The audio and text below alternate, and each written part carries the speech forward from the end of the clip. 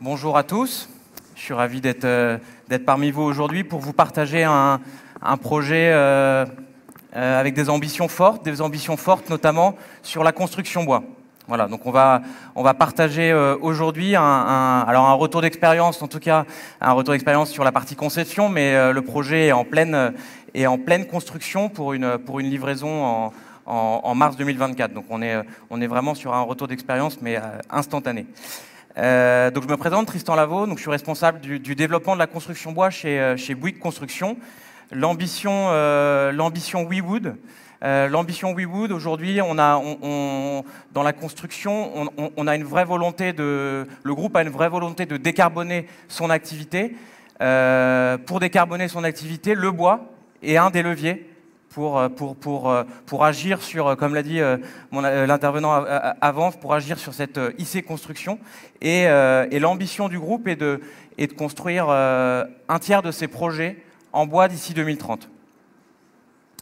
Donc c'est une ambition. Cette ambition, elle est portée par un pôle d'expertise, une quarantaine de collaborateurs dont je fais partie, qui est au service des 5-6 000 collaborateurs du groupe sur toute l'échelle de la France.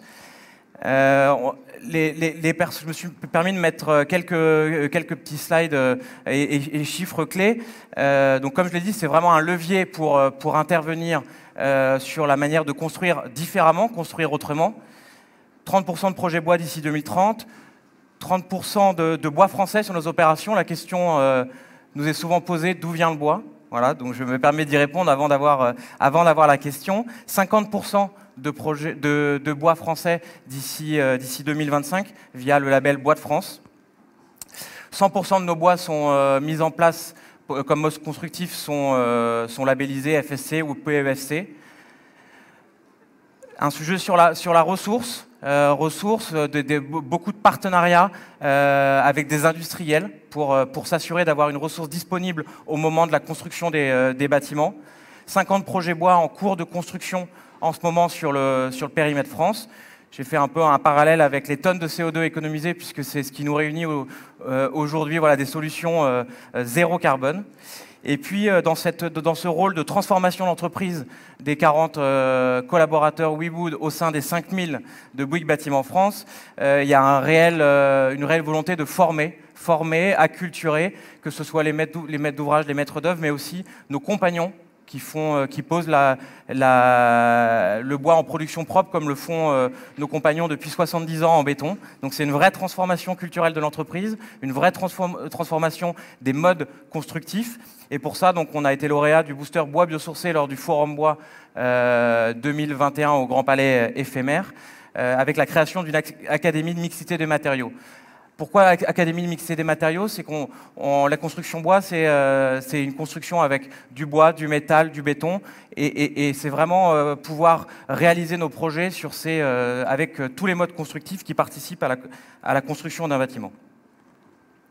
Pour rentrer donc un peu plus dans le détail d'aujourd'hui, j'ai choisi donc cette opération 6 degrés à Gentilly. Donc c'est un campus de bureaux aux portes de Paris, 3 bâtiments de bureaux, 3 commerces, une crèche, et un peu plus de 38 000 mètres carrés de surface de plancher. Pourquoi 6 degrés? Pourquoi 6 degrés? Alors, il est situé sur la colline de Gentilly, avec un accès futur haut qui va être pour le métro 14 Kremlin-Bicêtre Hôpital, et qui rejoint l'accès bas du RER B. Donc, c'est finalement la pente qui a donné ce nom à ce projet. La pente est importante puisqu'on le verra après. Elle influe sur le mode constructif qui a été choisi et surtout où positionner le bois et où positionner quel mode constructif et quelle solution à quel endroit. Voilà. 3 bâtiments reliés. Les architectes Ardel Le Bihan et Alain Barthes Architecture ont vraiment travaillé sur 3 bâtiments ouverts qui permettent d'avoir des patios, des surfaces végétalisées, permet d'avoir des découpages aussi un peu en cascade pour intégrer donc, ces terrasses végétalisées et s'adapter à cette fameuse pente, ce qui permet aussi de ramener de la lumière extérieure. Et ces 3 bâtiments sont reliés avec des passerelles de liaison que vous voyez sur l'image de droite.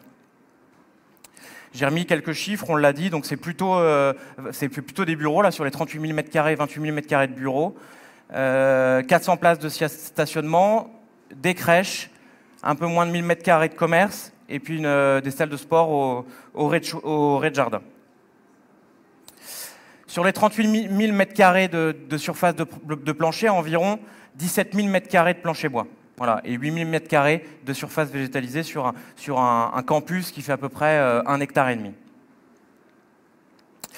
Les intervenants, donc maître d'ouvrage de l'opération SCORE Investment Partner, maîtrise d'ouvrage déléguée TEOP, maîtrise d'œuvre d'exécution Calque, agence d'architecture, 2 architectes sur leur projet, Ardel Le Bihan et Alain Barthes, architecture, et beaucoup de sujets donc de surface végétalisée, et un paysagiste, Niez Studio.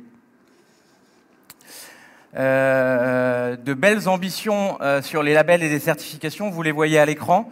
Donc des labels performants qui s'inscrivent vraiment dans une politique, et c'était vraiment le cahier des charges de SCORE d'avoir des labels et des certifications très performantes pour avoir une empreinte carbone limitée. BREEAM, qui est une certification britannique, qui est la certification la plus répandue sur le niveau excellent. E+, C-, on est en E2, C1. Donc voilà, un bâtiment BBCA bas carbone. Le label Osmose, qui est plutôt sur une certification sur la qualité de vie au travail, donc qui prend beaucoup de choses en compte. NFHQE, label biosourcé, voilà, avec l'intégration du bois tout de suite sur une surface de plancher assez conséquente. Le label biosourcé, on permet d'atteindre le label biosourcé, et là on atteint le niveau 2, et le label Biodiversity, Topsite et WireScore. Avant de rentrer un peu dans le détail, donc là c'était un peu l'actualité, prototypes de façade qui ont été réalisés, on y reviendra un peu plus tard, et puis un proto de suite, donc de bureau. Le principe structurel, donc comme je vous l'ai dit, une pente de 6 degrés, la colline de Gentilly qui pousse sur le bâtiment, et le bâtiment en cascade. Donc en infrastructure, du béton armé, beaucoup de butonnage provisoire, beaucoup de voiles contre terre pour soutenir vraiment la poussée de la colline. Et en superstructure, dès qu'on a pu travailler avec SCORE pour positionner des planchers bois, donc ça a été positionné. Donc des poteaux poutres en lamellé collé, c'est ce que vous voyez, ça apparaît bien à l'écran, en jaune. En orange, donc des planchers CLT sur 17 000 m², 500 m² à peu près de planchers bois visibles. Noyau en prémur bas carbone, voilà, aussi, je vous l'ai dit, le bois est un levier pour construire des bâtiments avec un impact carbone limité, mais ce n'est pas la seule solution. Charpente métallique et plancher bacassier pour les terrasses végétalisées, plus simple de revenir sur des modes constructifs un peu plus traditionnels dès qu'il y a des surfaces végétalisées, puisqu'on est assez contraint sur les planchers bois à cause des pentes, et façade autoportante en béton préfabriqué. On le revoit via une coupe. Donc on revoit ce bâtiment en cascade, plancher béton bas carbone en bas et en infra. Dès qu'on a pu passer au-dessus de la colline et de la poussée des terres, plancher bois en CLT. Et ensuite, on revient en plancher béton bas carbone sur bacassier sur les derniers niveaux. La construction bois, donc c'est vraiment toute la pose de la structure bois est réalisée en production propre par nos équipes qui ont été formées à la pose de construction bois. Bureau d'études d'exécution, donc arborescence, voilà. Fournisseur CLT du bois européen, donc un groupe finno-suédois qui travaille dans un industriel assez fort sur le CLT, Cross Laminated Timber, c'est du lamellé collé croisé qui permettent de réaliser les planchers en bois. Fournisseur de lamellé collé, donc vosgien français, Weissrock, et fournisseur de charpente métallique. Les façades, même si ça ne concerne pas forcément la construction bois, mais c'est vraiment l'image architecturale du projet, donc c'est important de le mettre en valeur, et c'était vraiment des prouesses un peu technologiques sur les sujets, donc 5 couleurs un peu dominantes, 13 teintes pour incorporer dans le béton, dans ces façades autoportantes, et ensuite les châssis aluminium qui viennent s'incorporer dans ces façades autoportantes en béton. corps d'état architecturaux, vraie problématique d'avoir beaucoup de béton apparent. Donc la qualité du béton, et notamment du béton bas carbone, il y a eu un gros travail de fait sur ces sujets-là. On voit sur quelques images du bois apparent, notamment des poteaux, des poutres, qu'on verra sur d'autres photos ensuite. Et puis une vraie démarche de réemploi sur le projet. Donc notamment au niveau des bâtis supports, beaucoup de sujets sur les sanitaires. Réutilisation donc de barres handicapées de barres PMR dans les WC PMR. Réutilisation aussi de vasques. Alors c'est des petites unités par rapport à la surface du projet, mais c'est une vraie dynamique qui est donnée sur le projet. Réutilisation de WC, de bouches de ventilation. Études en cours donc sur le réemploi des luminaires. On travaille aussi beaucoup avec Elan, qui est une de nos filiales conseil en immobilier durable et responsable, donc qui nous aide sur toute cette économie circulaire, réemploi sur le projet. Intégration de carrelage, de faux planchers, moquettes, et tous les terminaux d'élecotechnique sont en 100% en réemploi. Je l'ai dit, un vrai sujet d'aménagement paysager, avec des arbres qui ont été conservés, des arbres qui ont été transplantés dans un parc juste à côté du projet, donc une vraie dynamique biodiversité et puis entretien paysager. Sur l'actualité du chantier, donc c'est un chantier qui a démarré en 2021, on a les premiers éléments là en janvier 2023. Tout le proto a été présenté au client pour une livraison finale en mars 2024.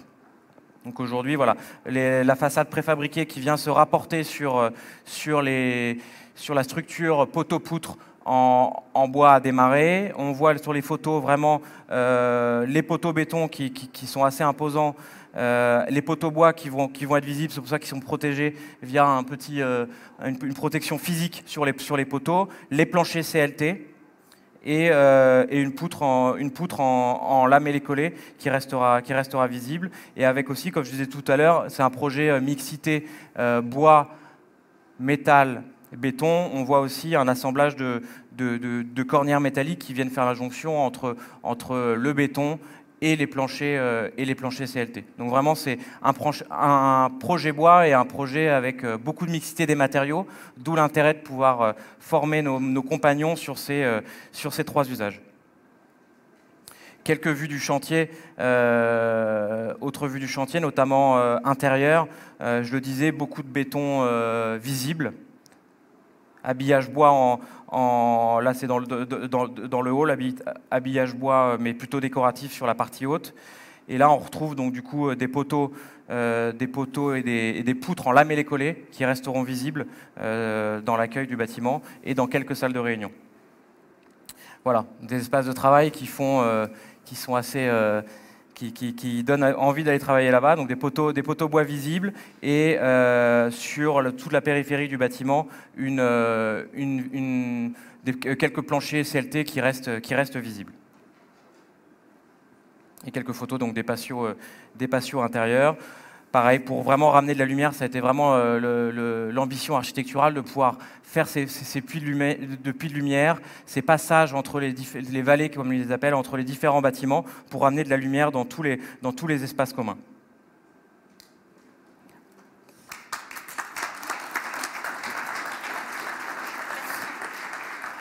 Merci beaucoup pour ce projet.